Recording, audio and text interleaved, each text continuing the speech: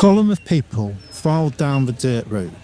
Hundreds of men and women, young and old, even a few children here and there. We followed them down the mountain as they marched into Segovia. The town is an epicentre of gold production in Colombia, and we'd gone there to report on blood gold. Gold tainted by its connections to armed groups, organised crime and corruption. But after spending several years investigating, we'd found that blood gold is a poor, simplistic label for a deeper, more complex social and economic issue. How to tame the savage capitalism that operates on the frontiers of the global economy. The marchers were protesting a government crackdown on informal gold mining and attempts by a Canadian multinational, Gran Colombia Gold, to shut down their unauthorised mines, a move that they were determined to resist as it would have devastating consequences for them and the town's economy. The slogan they had chosen was deceptively simple, but it spoke directly to this much thornier question. It was printed on banners and the t-shirts they wore and worked into their chants. Mineros sí, criminales no. Miners yes, criminals no. But deciphering who was a criminal and who was not in this town was never easy. These people were not criminals, at least not in any overt way. But their mines were illegal, and their businesses did fund armed groups and had been infiltrated by mafias and corrupt interests. So, in a way, the gold they produce is the blood gold we come to Segovia to find. And this gave the government and the big mining companies an opening to call them criminal miners. But those labels belied a fundamental point. The miners were mostly just seeking to make a living. And they were not the only ones producing gold contaminated by crime, conflict and corruption. In other words, Segovia's gold has been stained by blood for generations as powerful interests, warlords and gangsters, but also investors and politicians have fought to capture the town's wealth at any cost. But now, the complexities contained in that slogan, Mineros sí, criminales no, were marching the town towards a different type of conflict, one that threatened to engulf Segovia, in fact all of Colombia's mining regions, and it would swallow us in the melee that followed. From Insight Crime, this is The Shadow of El Dorado, a series about the intricate web of corruption, violence and complicity behind the gold trade in Segovia, and the story of how this once thriving Colombian mining town became a mafia stronghold. I'm James Bargent. And I'm Matt Charles. This episode, we look at the moment when two worlds collided. This is episode 6, The Strike.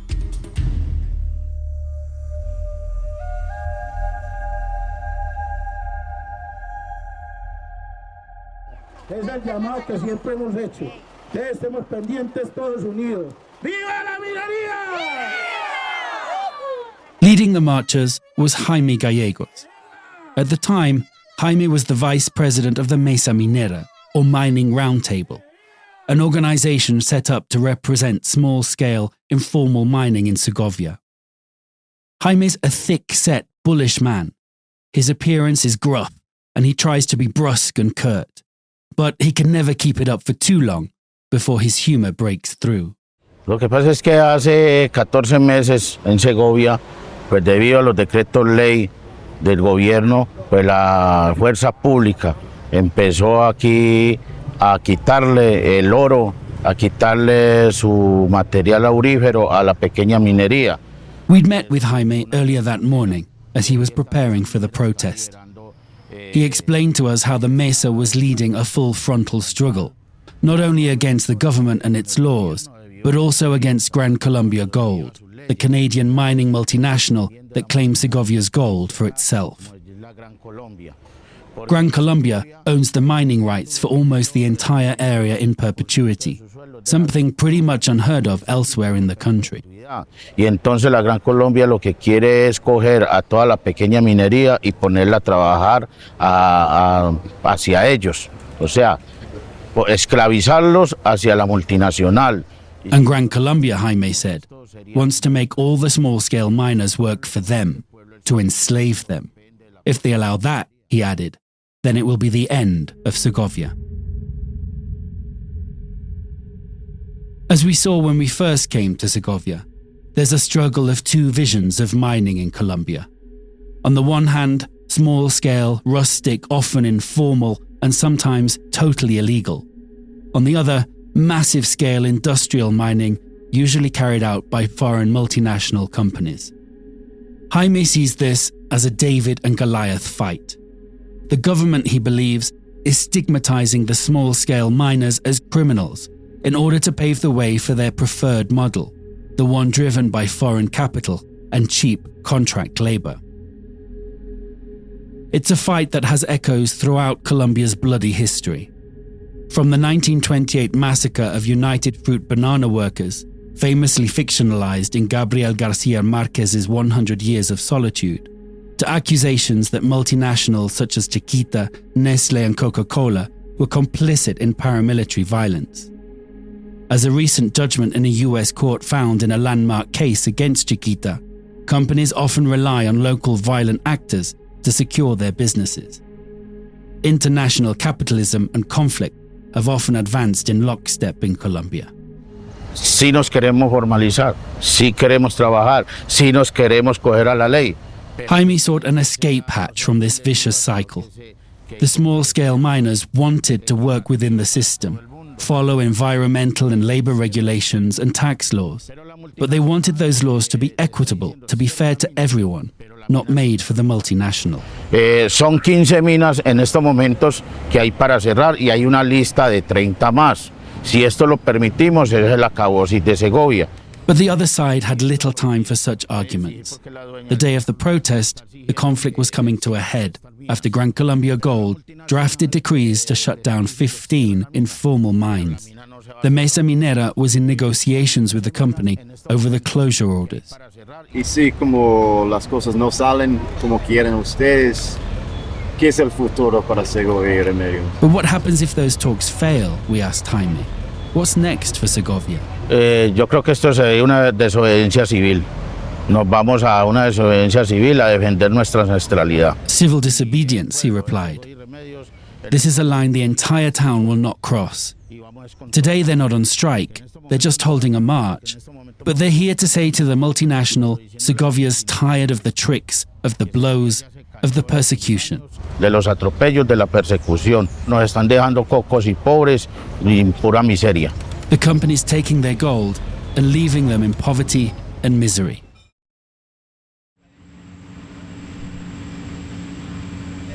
One of the mines under threat was Las Brisas, where back in episode 1 we met 3 informal miners, Fabián Gutiérrez and the brothers Jorge Sepúlveda and Carlos Durango, who goes by the nickname of Pelo Mula, donkey hair. Las Brisas is a perfect example of the conflict between the small-scale miners and Gran Colombia Gold. It's no hole in the ground. It's a functional, organized business. It has more than 30 years of history, and it provides employment for over 100 people. But the gold they're mining, by law, does not belong to them. Because of the agreement between Gran Colombia and the government, it belongs to the multinational. Of course, as we explored in earlier episodes, many in Segovia believe that the gold belongs to the former employees and pensioners of the company that Gran Colombia Gold purchased in 2010, Frontino Gold Mines. And many of the small-scale miners, including Fabián, Jorge and Pelo Mula, are among those former Frontino workers. They only turned to informal mining after they'd been laid off or had quit amid the labor disputes that followed the sale of Frontino to Gran Colombia. Como todos los mineros de acá de Segovia reconocemos que ellos son los titulares, que son los dueños de los títulos, pero ella no ha querido sentarse con nosotros a negociar. Sitting in the sun outside the mine entrance, Fabián told us that at this point, All they're asking is that the company negotiate the terms in which they can coexist.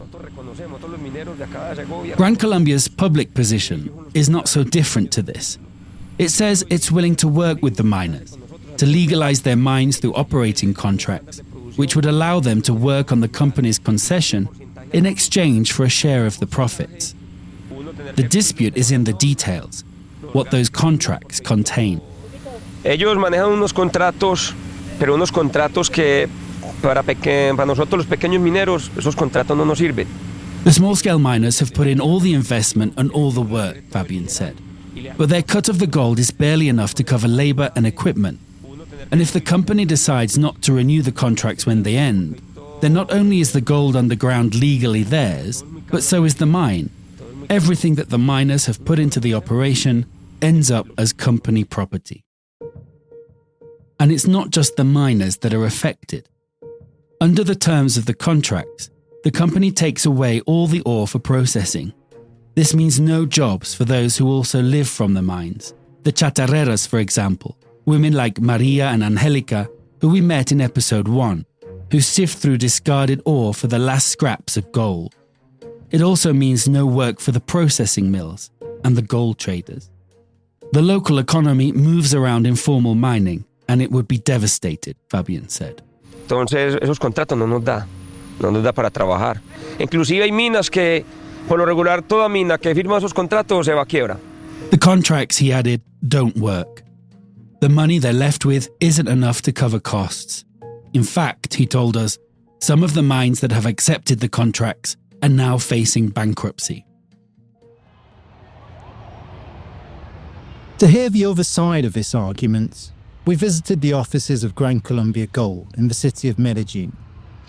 Medellin is only 200 kilometers from Segovia, but the area where the company has its offices is a different world, one of bright, gleaming buildings populated by well-scrubbed men and women in smart suits and ties.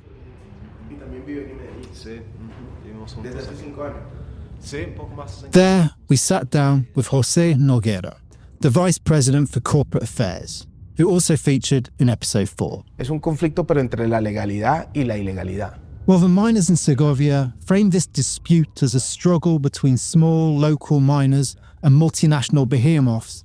José and Gran Colombia see it as a struggle between legality and illegality. Segovia has long had a culture of illegality, and this is why the company is committed to the formalization and legalization process, José told us. Entonces, nuestra visión como compañía es que estamos seguros que de la mano del gobierno nacional y de la mano del gobierno departamental, con la ayuda de Gran Colombia Gold, podemos formalizar a todos los mineros que están dentro del título. They have a vision, he said, of working with the government to formalize all of the mines that are within Gran Colombia's title. But there's a problem. Not all of the mines want to be legal. It's expensive to be legal, he said. There are taxes, social security, and the costs of meeting environmental and safety standards. What about the contracts, I asked, and the miners who say they just can't survive on those terms? Eso es lo que establece el contrato. No decimos que sea perfecta, pero es un análisis serio. They've worked out a formula that might not be perfect, he replied, but allows the miners to recover their investments, cover their costs, and make a profit. But, he said, it will never be more profitable than being illegal. Nosotros hemos tenido la mejor voluntad de negociar, de modificar la fórmula. Presentamos unas propuestas. José said the company has been and is willing to revise their formula for the contracts. But the miners say the formula simply doesn't work. So the company asks what does work. The answers they've received amount to little more than the miners being able to carry on working illegally, he told us. It hurts him to say it, he said, but the process has not been effective. It was easy to get drawn into the arguments over laws and regulations and squabbling over contractual details. But in doing so, we felt something bigger was getting lost. The gold produced by the informal miners was, by most definitions, blood gold. It funded organised crime, armed groups and corruption networks. But then, over the course of this investigation, we'd uncovered evidence that legal mining operations were also contaminated. The paramilitary involvement in the Frontino saga, the threats, violence and influence trafficking that helped push through the sale to Gran Colombia, the murderous mafia as subcontractors working the company mines, the fact that miners working in Gran Colombia's mines were also paying off armed groups. Much of the gold flowing from Colombia to us, the global consumers, could surely be considered blood gold whether it started with an illegal mine or a legal mine. And while the informal miners were scraping a living off their blood gold, there were shareholders, investors and executives that have made millions off the trade, including, as we've shown in previous episodes, some of the most celebrated entrepreneurs on the planet and Colombian political elites. When we went back to Segovia 6 months after the march, we found a dark reminder of these complexities. Death threats have been circulating around town. The latest one signed by a group calling itself La Mano que Limpia, the hand that cleans. It declared the Mesa Minera as military targets and singled out Jaime Gallegos and 2 other negotiators. We came to clean house and we're going to mop up as well, it concluded. We went to speak to Jaime to find out what was going on. Ese panfleto salió un día después de que nosotros tuvimos una reunión con la multinacional y nos les paramos firmes. The threats started circulating the day after their last meeting with the company, Jaime told us. After a few tentative advances, talks had broken down again and tensions had spilled over. The 3 people named in the threat were the 3 people who'd spoken out in the most recent meeting between the Mesa and Gran Colombia. This is not the first time this has happened. In fact, it's been going on ever since they formed the Mesa Minera. En el mes de febrero, pues yo tuve la primer llamada amenazando por pertenecer a la Mesa Minera. En el mes de mayo nuevamente una llamada, yo estando... First, it was threatening phone calls, Jaime said. Then came the first panfleto, or pamphlet, as the written threats are known in Colombia. That one, though, didn't even feature the name of any specific group. It was just signed off as a revolutionary group that struggles for social equality. And this is the strange thing with these threats. The town of Segovia is a bastion of criminalised paramilitaries, while the rural areas are occupied by left-wing guerrilla groups. All of these groups put out panfletos, and all of them have some kind of interest or stake in the gold trade. But they're not usually shy about putting their names on their messages. In fact, that's kind of the point. And there are no groups by those names in Segovia. So where do these threats come from? I asked Jaime. Entonces los amigos también de la misma multinacional sacan este panfleto con el fin también de que nosotros bajemos la guardia. Jaime is careful not to point the finger directly at Gran Colombia. But, he said, it's the amigos of the company.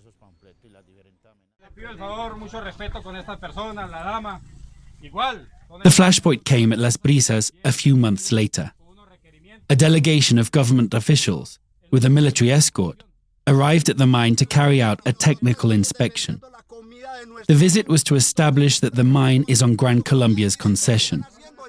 It was a prelude to executing the order to close the mine, and everyone knew it. Miners from all over town descended on Las Brisas to block their entry. After a heated debate between the officials and the miners, with an army official attempting to referee, the delegation got back in their pickup and was jeered down the mountain.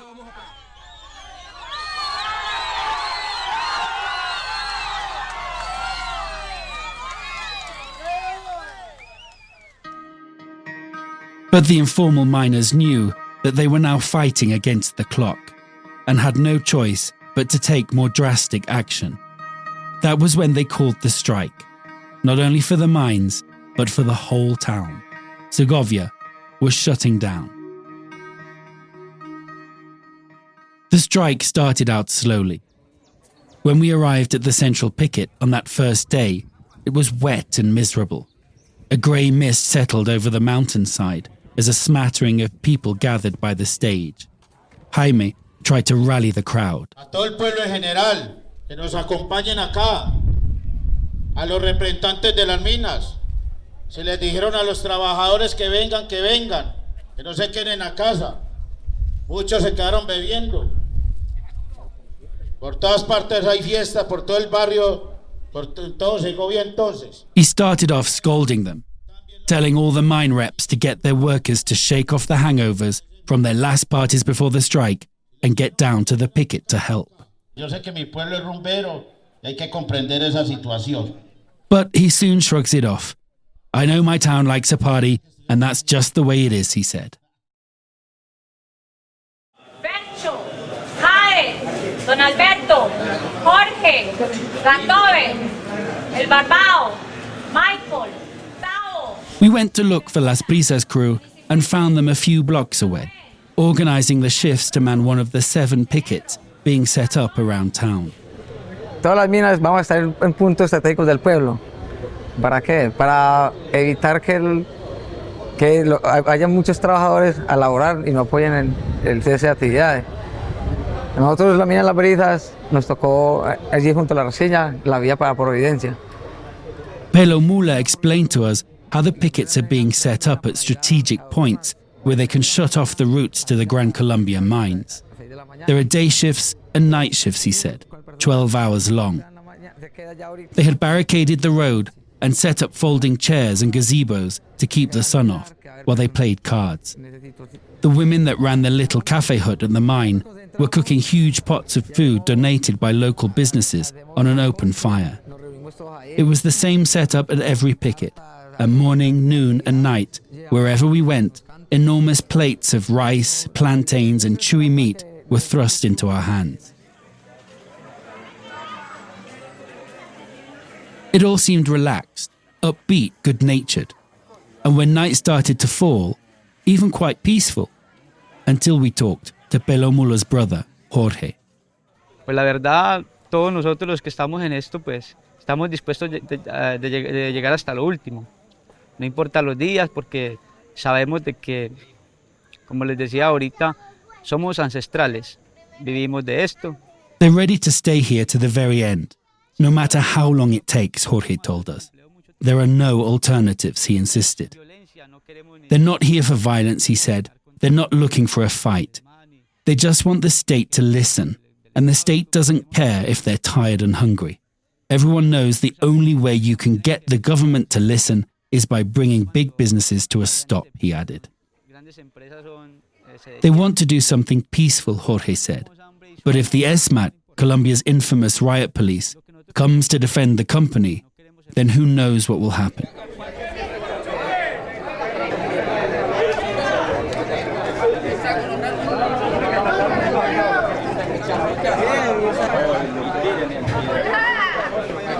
The ESMAD did come, but at first they were a low-key presence, skulking around in the background, sweating in their heavy riot gear, but doing little more than staring at people. Les recuerdo, nuestra lucha es pacífica. Es pacífica. All the time, the Mesa leaders like Jaime kept putting the word out. Keep things cool, keep it peaceful. Don't let them paint us as violent thugs. But then, on day 3, the ESMAD made their first move.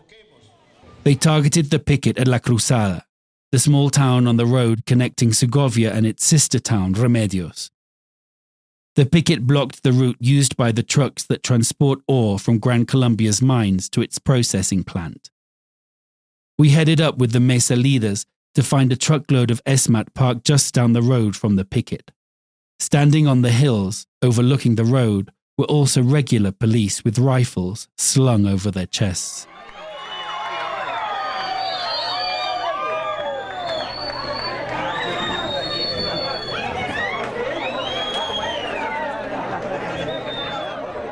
On the other side, reinforcements for the strikers were arriving.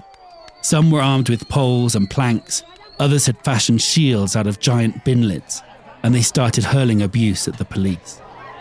As the tensions began to bubble over, we found Fabian at the heart of things, yelling at the police.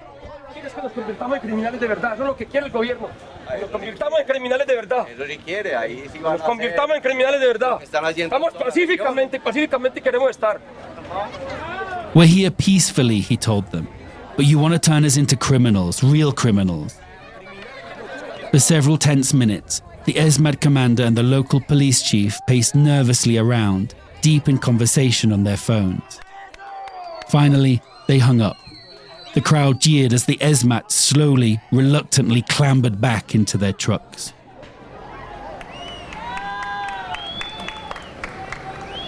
The strikers had won, but the atmosphere had turned. Convocaron a un paro minero y tienen bloqueada la población, violando el derecho al trabajo de nuestros trabajadores. The day after, tensions escalated further, after Gran Colombia's Jorge Noguera told a national radio station that the Mesa Minera only represented 5 mines, and that just 300 strikers had the whole town confined. El colegio La Salada, en el cual Gran Colombia Gol patrocina a 360 niños con becas, llegaron 2 hombres armados y reunieron a los profesores y al... He added that armed men had been threatening Gran Colombia's workers, and even the school.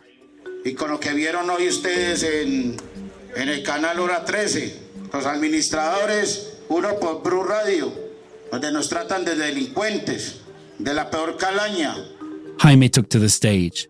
Ustedes están secuestrados, compañeros. They say we've kidnapped the town. Are you kidnapped? He asks the crowd. Fue una decisión del pueblo. Was this the people's decision? Ahí está, compañeros. Que este paro fue acompañado con las bandas criminales. They say the strike is backed by criminals, and this from people who want to drive us from our own lands, Jaime said.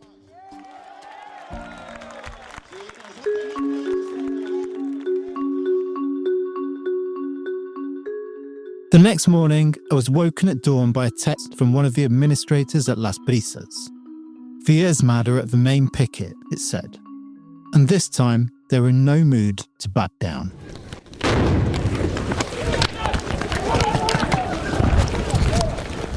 After that first volley of tear gas and pepper balls, there was panic, everyone running blind down the street, hacking and wheezing. We took shelter in the side alleys, away from the acrid clouds. Someone handed us a bag of milk to pour over our faces to stop the stinging.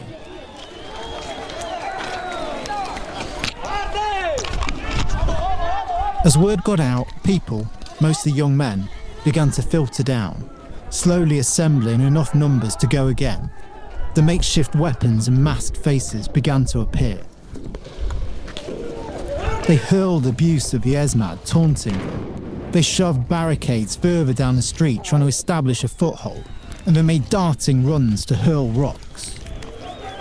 Every time they did, the ESMAD fired another tear gas canister down the street, some of which the strikers picked up and threw right back. Amid the running skirmishes, we found Fabian, shirt off and eyes red from the tear gas.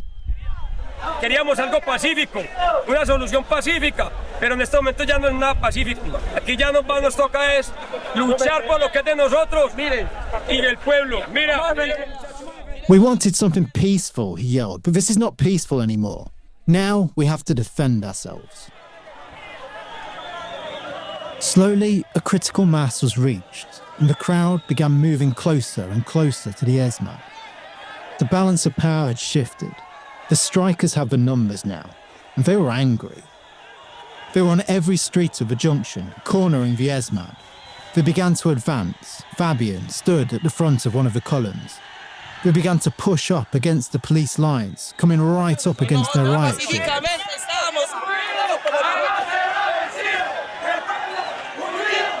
The chant goes up, El pueblo unido jamás será vencido. The people, united, will never be defeated. The ESMAD fired again and everyone scrambled, falling over each other in a smoky confusion. But this time it was to cover their retreat. They slowly backed away, never taking their eyes or their weapons off the crowd. The strikers had retaken the picket and the initiative. It was the beginning of the end of the strike. The ESMAD stood down and everyone agreed to convene in Medellin. The Mesa Minera, the Antioquia state government, officials in the president's office, the mining ministry, the environment ministry, and Gran Colombia Gold. The meeting was not for another 4 days, so Jaime helped us to find transport past the pickets and to the nearest town where buses to Medellin were still running. The strike was formally lifted after the meeting, with the announcement of the creation of yet another round table, this time the Mesa for Solutions for Segovia and Remedios. In a way, it felt like a victory for the miners, but it also felt like we were right back where we started. It was a feeling we would have again when we went back some years later. That's next time on The Shadow of El Dorado.